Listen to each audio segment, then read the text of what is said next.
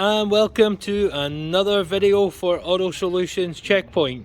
My name is Taz and today we'll be working on a Ford Transit. The Ford Transit in question is a Mark 7, 2010 2.4 5-speed manual.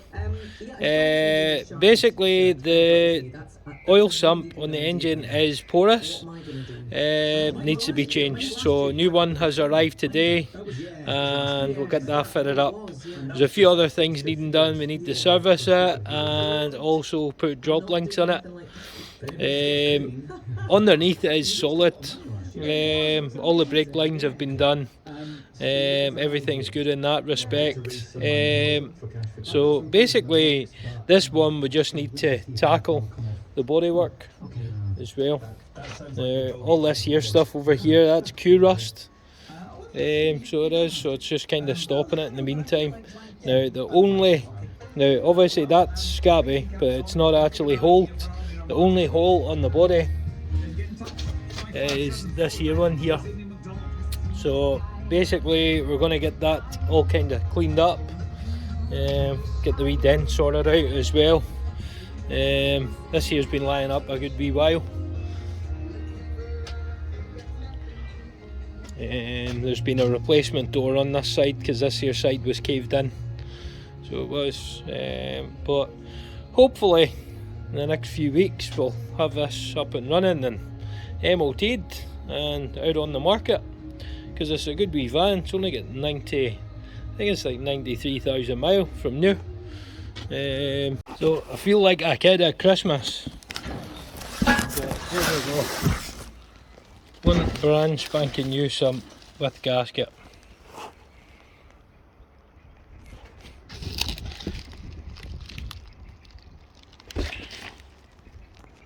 So a big shout out to Transit Parts UK for supplying the sump with the brand spanking new gasket.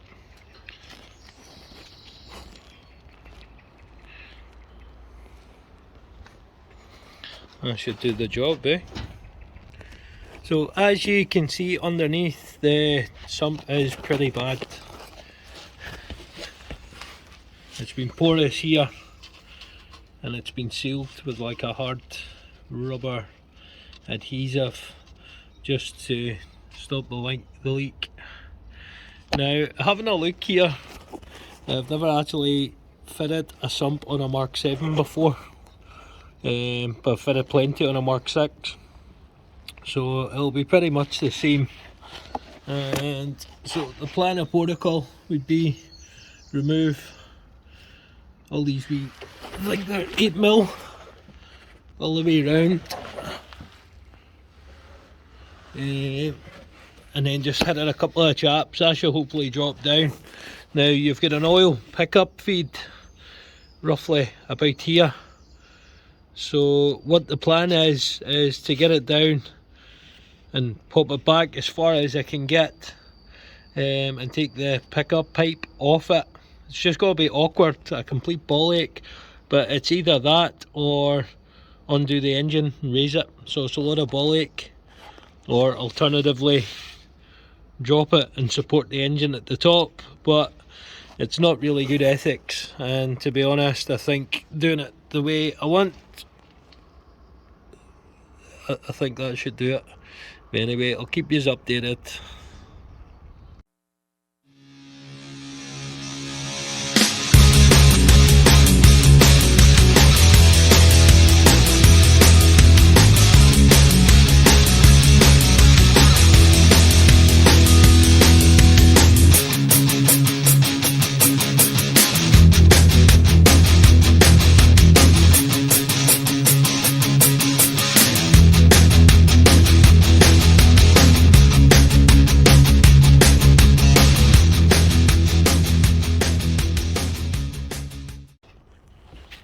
So now we'll have the sump dropped, and as I guessed, there's the oil pickup. Let's see if I can get around this here side, let you have a closer look.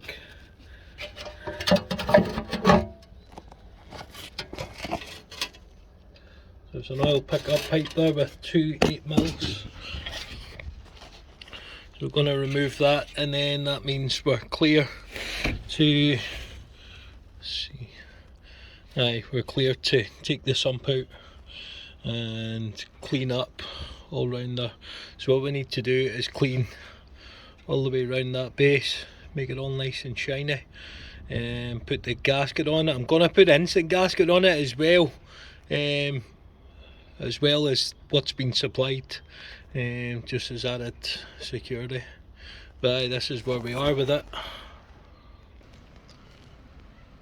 Okay, the oil pickup has now been removed. So there was an 8mm here, and also an 8mm here. Right. So as we can see, I'll just put a wee bit of light on the mirror. We're in a different angle than there. Right, it should just be a case of sliding the sump off.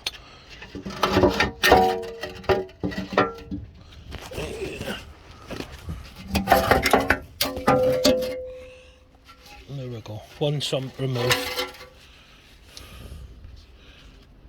Right, so we just got to give this here a wee bit of clean up here before offering up the new one. Just so it has more chances of sticking. We don't want any leaks, we want to get it right the first time round.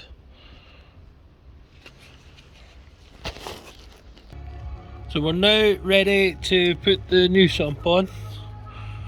Okay, so we just got to go around, put a wee bit of sealer in it and offer it up, plus put the oil feed back on as well. Always remember to put the oil feed back on. Right, so it's decided it's going to start raining. What chance have you got it? Right, so here we are.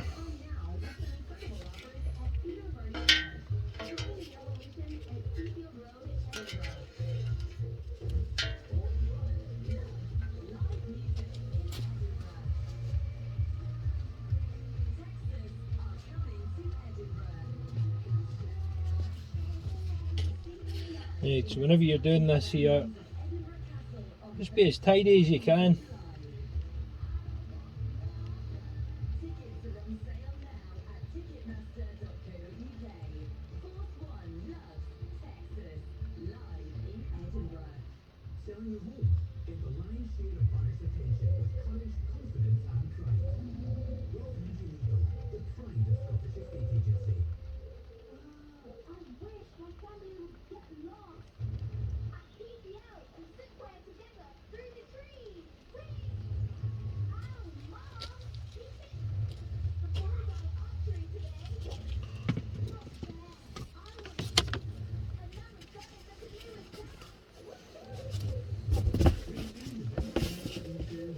Okay, right, so what we're going to do is with the glove, just smear it round.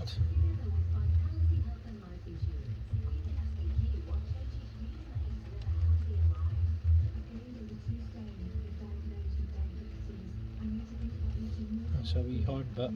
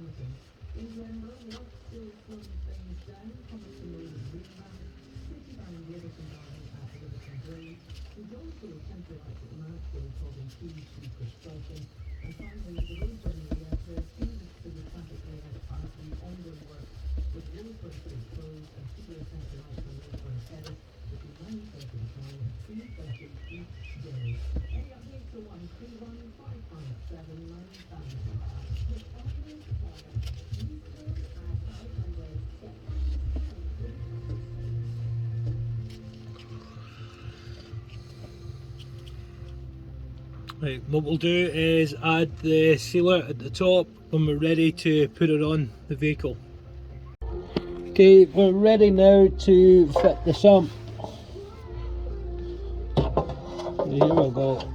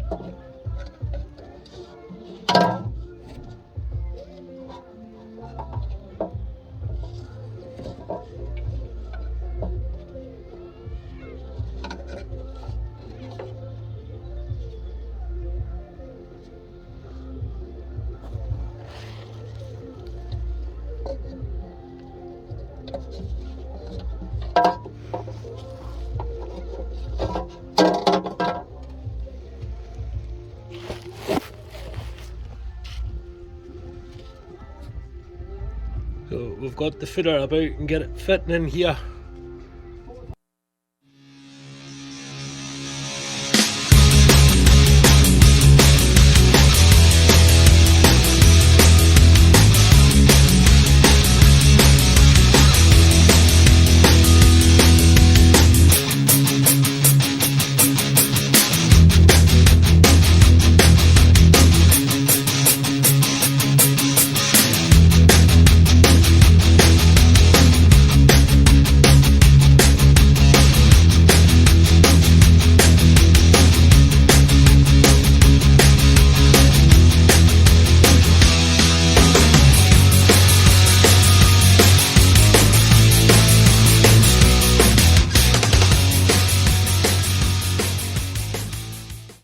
Okay, great success.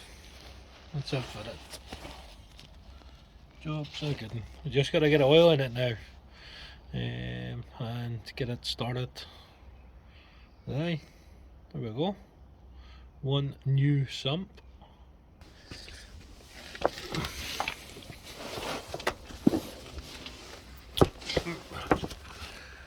It needs to go back in here.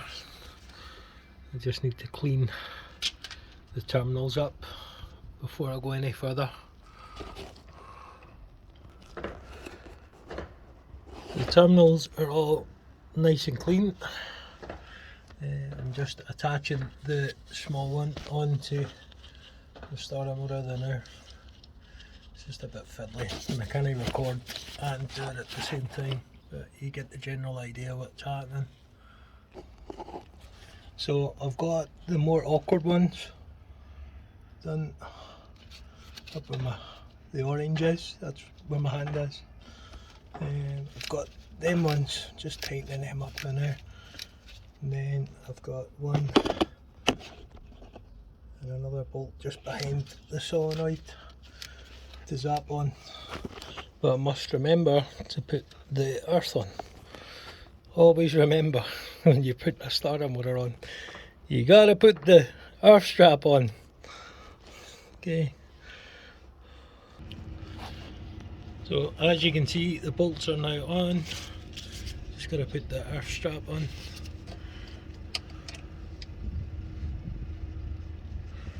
And always remember your wee washer as well, and that'll help.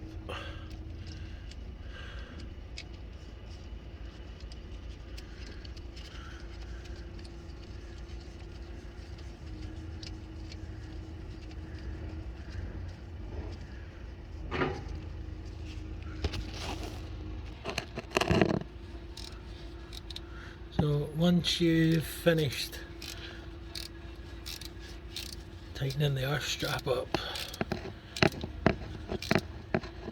that's us nice and tight.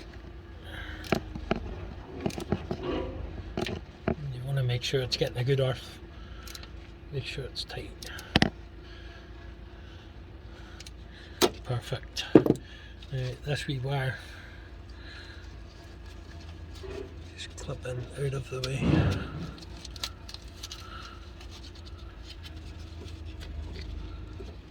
So that it doesn't get caught on anything. There you go, that's the starter motor fitted. So we just got to go around and build it all up now and hope for the best. Hopefully we'll have a starting transit and we'll see if there's any leaks on the new Sump, which I doubt very much, but stranger things have happened, and if I do need to take this off, oh, I'm going to be so stressed out, but hey ho, these things happen. These are the things that Ed China doesn't show you, so damn you, Ed China. Anyway, here, I'll pause this now and I'll get it all built up and we'll go for a wee start, see if it starts. Right, so the battery terminal's now hooked up. Now I had to do some serious stripping out because I had an isolation switch here because it was a tipper, it's a crew cab. Yeah, it's messy, but it's a project. So I removed all the isolation wiring for this here, even right through to the back here. So it just gave me a wee bit of an idea of what I was playing with. I redone the earth.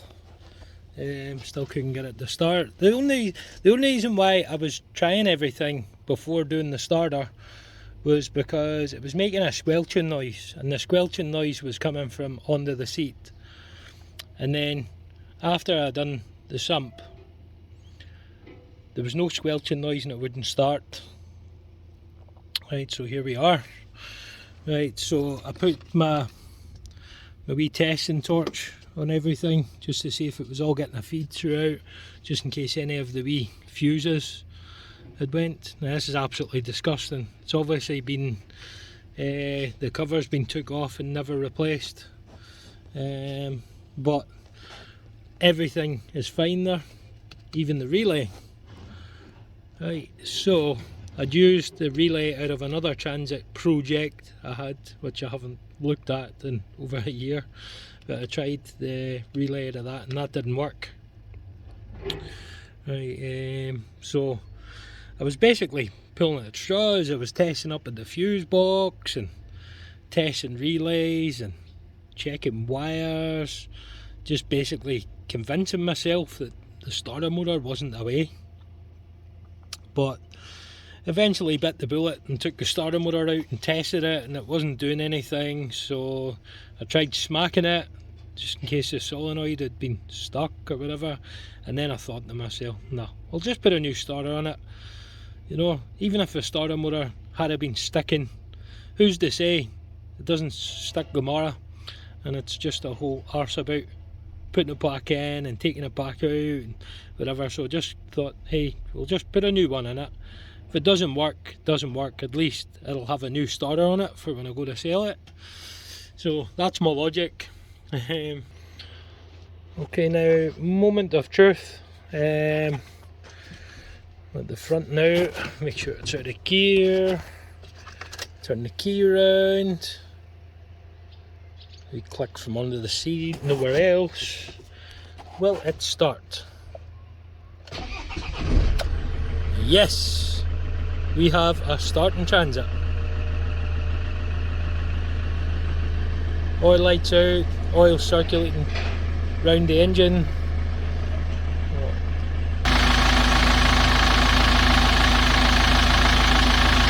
Can't believe how well that started.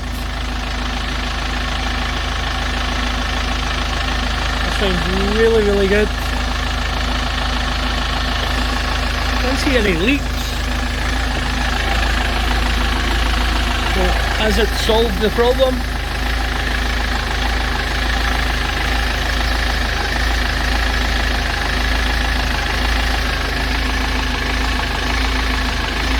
Sounds like a wee bit of a miss when it's running. It's had new oil in it.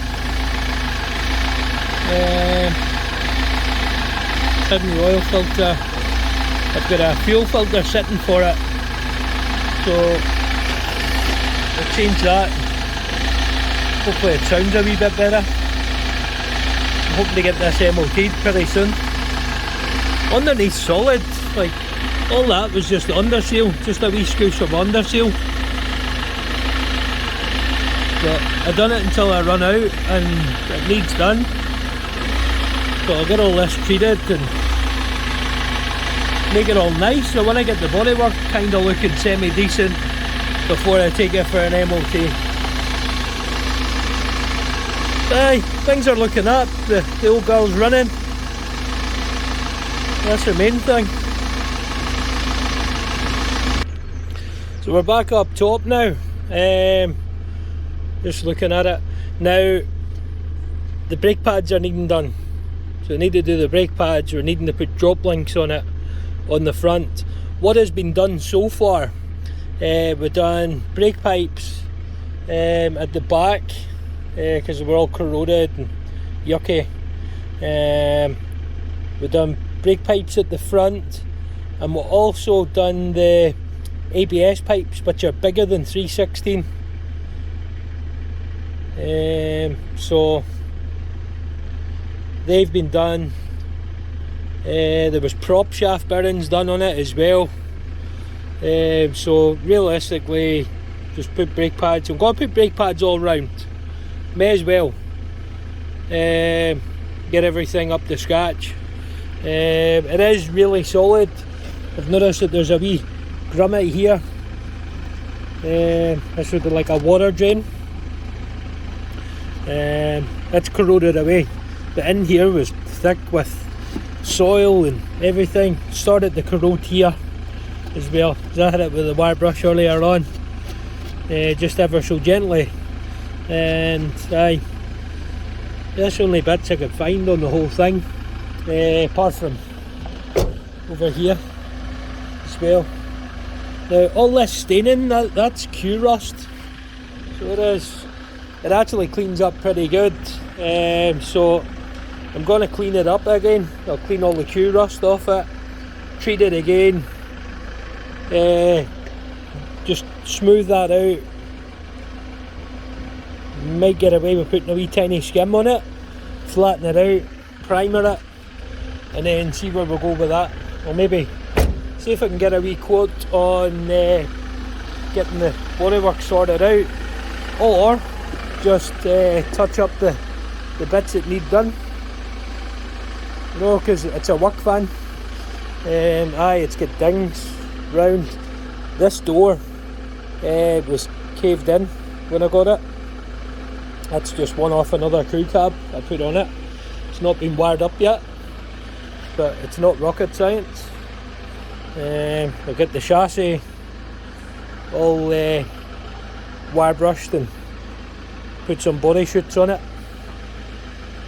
Hopefully I can try and get rid of some of this, but aye, it'll be a good wee project. It'll be advertised as a chassis cab, so aye, just keep your eyes peeled.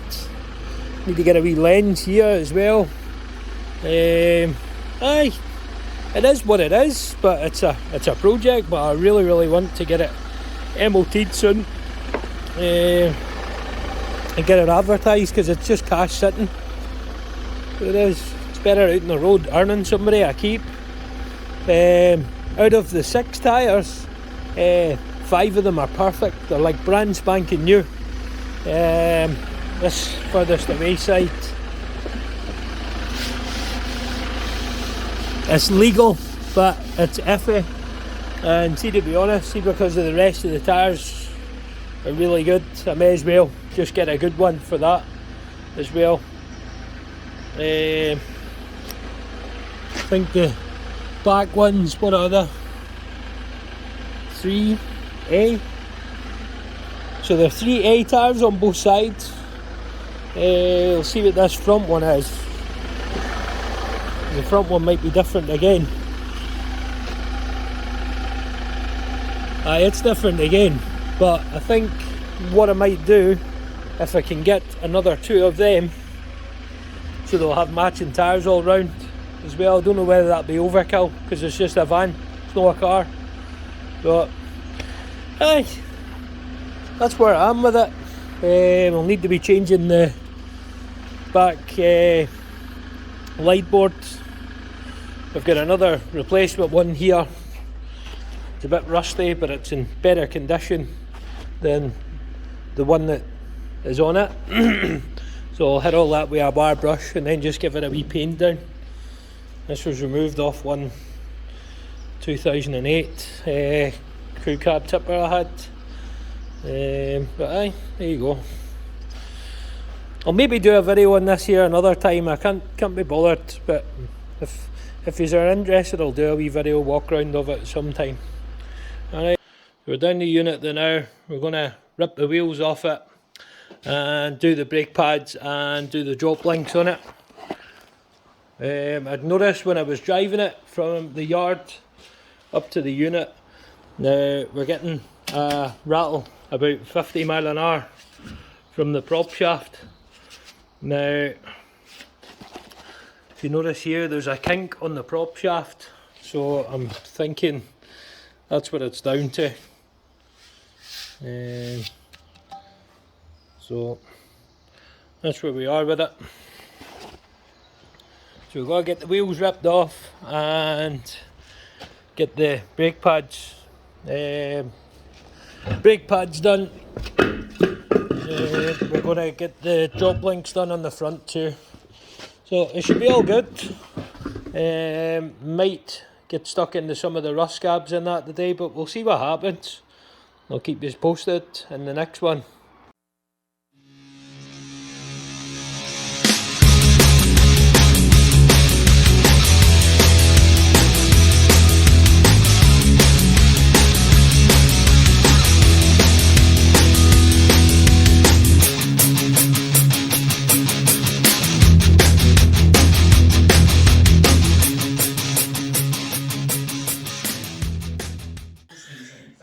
I had a bit of a blip. I'm still working on the Transit Crew Cab. I started to do a video whenever I was doing the pads and undersealing, and I was doing one side of the van with the wire wheel on the rust bit. I thought things were going great, but ended up I lost the video. Absolutely raging. But I'll just show you where I am up until now. Right, so I've got all the underseal all the way along. Put a set of brake pads in it. And this side drop link still to do. And other places too. Here, if they taught us anything, we've done all the underseal and brake pad. I've done the drop link on the other side. In care, are often regarded as less than who are in care of their own families. It's not the only reason to be undersealed the steps. The outcomes for children in care, but I think it's a very stark here as well. That we all saw in plain sight eventually. Just tidies it up a wee bit. I've got as far as here. Tens of thousands, I should say, of more children could end up in care unless there are radical changes. Now, this here bit was all undersealed a couple of years ago, but I will get round to doing that. It says that We've done the outer side. need much earlier intervention to ensure they don't reach crisis point and their children therefore aren't taken Along on that side. Recommendations include phasing out young offender institutions and just in this here corner as well. But I've still got lots to do. I'm just really disappointed that I lost that video, because that was quite a lot of good content on it. But these things happen. I'm not going to sit and do the job again. Wasn't your own family, your own parents on 0345 606 experience of it. So that's me currently set up. I've got the grinder at this here side.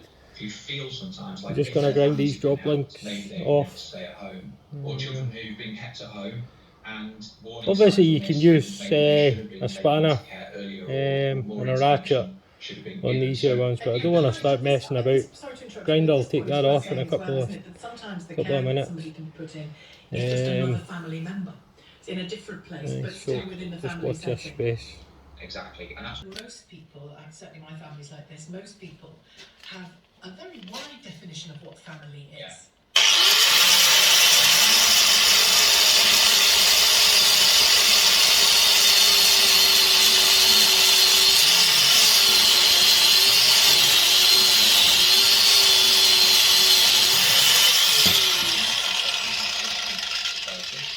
Sometimes your friends, your best friend's parents, who you spend, you know.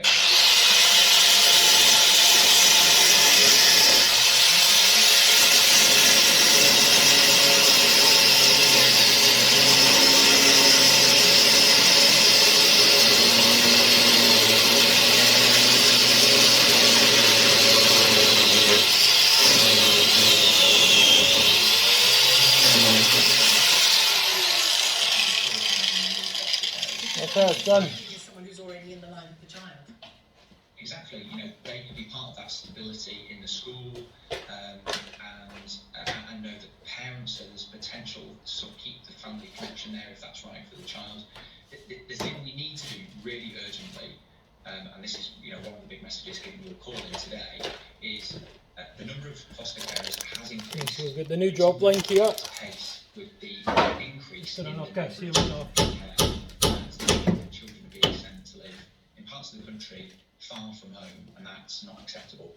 I'm really interested in you describing foster parents actually parenting the family of the child, not just parenting the child. Now, I've heard that where perhaps an older woman would take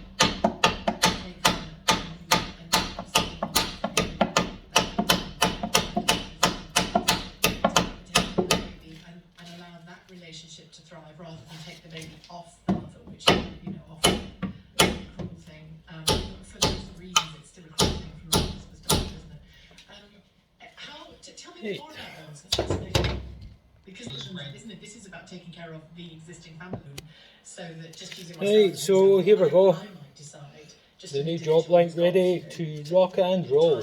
And space now. Yeah. I might decide that actually I'm not sure I want to foster somebody full time, but fostering a family who I go to every day, 3 or 4 times a week, and provide support and company and a watchful eye and That I might. It's that kind of conversation you want people to start having and local authorities to start having. Exactly. We need to bring the community and the public more into this work in a supported way. And the review document that we published today is littered with examples of those sorts of initiatives and programs. You know, if your listeners want to take a step into this without going all the way into fostering, they could become, for example, an independent visitor, which is a mentor for someone who's in care. Only 3.5% of children in care have got an independent visitor, so there's a desperate need for these adults. Somebody can take them to the cinema and do that. Exactly, yeah. If they're going to university, drive them to university, do flat pack furniture with them. There's loads of great examples of organisations just doing this work. Yes. And we need to make it the mainstream embedded. Exceptional. Yeah. Really interesting, really interesting. Thanks, Josh. Josh McAllister, thank you. Chair of the Independent Review of Children's Social Care in England. Let's talk to Martin Barrow, foster carer himself, a journalist as well, who specialises in children's social services. Martin, how does that sound to you, what you've heard there from Josh? It sounds wonderful, doesn't it? I mean, and the report as well, you know, I think it articulates what most people already, you know, realise about the care system, that it is crumbling away, it's not fit for purpose, there are lots of big problems with the care system, and I think it's good. Okay, so once we have the chassis out of the way, brake pads, droplinks, we're going to focus on the bodywork. Hopefully try and tidy the bodywork up a wee bit, get it looking its best. It's not going to be a show winning van, like it's a 2010 crew cab van. It's not going to win any awards. You know, hopefully, I think we've got to have a look at the prop shaft as well. I done the prop shaft bearings on it, but it's still vibrating, so it is. But I have a funny feeling the prop shaft has a wee bit of distortion on it, so we've got to get a look at that and see. But in the meantime, if anybody out there has a prop shaft for a transit, get in touch, let me know how much, as long as it's reasonable, preferably as close to the EH postcode, the better. But anyway, we'll crack on with this. That's already zapped up with the top.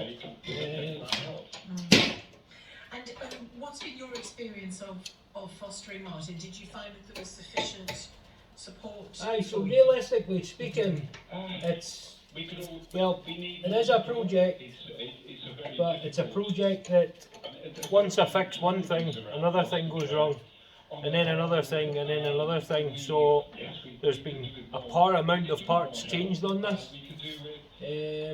However, it's running its best now. It's running better than it ever has in a long while. It's only got 90 odd thousand miles, but it's been a hard 90 odd thousand miles. It's been like a builder van or something, some kind of maintenance or whatever. It's kind of been looked after. Mechanically, I think they've maybe cut corners mechanically and not got services done when they should have, but hopefully I can change all that. Next people, if they look after it, they'll get years and years and years of use out of it. At least whenever I sell it with the crew cab idea, the crew cab with the chassis in the back, without flatbed or tipper or recovery body, it kind of opens it up more for people getting it and doing what they want with it, rather than I just think it would be more handier for somebody. They could do their own thing. The ideal in those scenarios, I would have thought, would be to keep everybody involved. Could also put them in contact with a boy that builds the bodies really good. So there's options like that. I'm just completely done with transit pickups. I believe the 4x4 in the trailer really helped my business. I can carry more weight. You're limited to what you can carry with these, so obviously it's down to the person that drives it whether or not they like taking risks. But aye, the crew cab is what it is. But aye, I'll pause this here now and I'll put it back on when I'm doing something else. I'm just going to zap the wheels back on, so it's hardly interesting. Okay, we're back to doing some underseal. When that child goes into the care system wearing gloves, you know, I had, for example, I had teachers that I was attached to that when I moved I lost. I've had friends I was attached to that when I moved I lost. So I had always schools and like when I was moving around, I was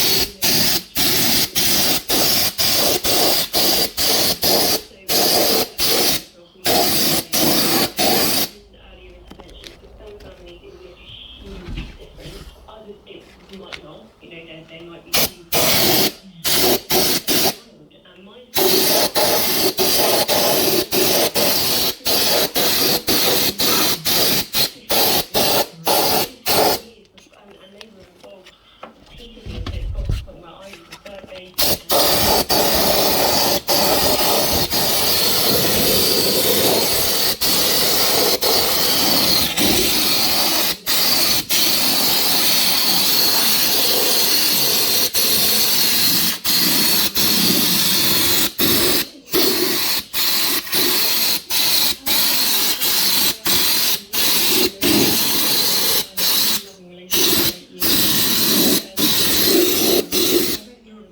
social worker because of your understanding of what it's like to be in the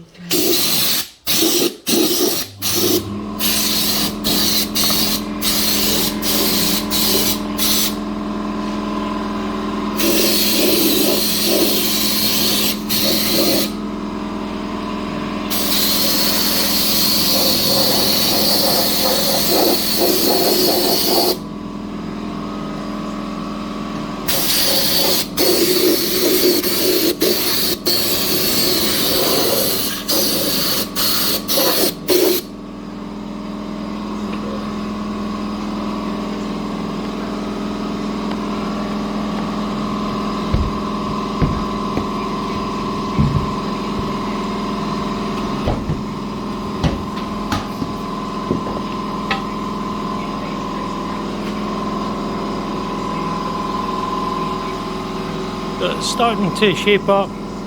It's not going to be any show winning piece. It's just to protect the chassis on it, make it last a wee bit longer than what it will do. 2018 and last August. Is your important So I'll keep you in touch in the next one. 1010 over and out. We'll have the transit crew cab outside now. Just give it a quick look over, see how it looks out in the daylight. It's not finished yet, but it's definitely looking a million times better. I've put some more Q rust back on the rusty areas. Put some chutes along the sills. Redone the chassis.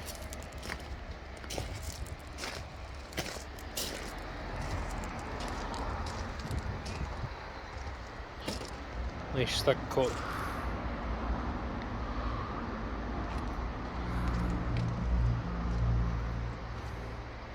So as I say, it's not perfect, but hey, it'll be fit for years to come, and hopefully rot free.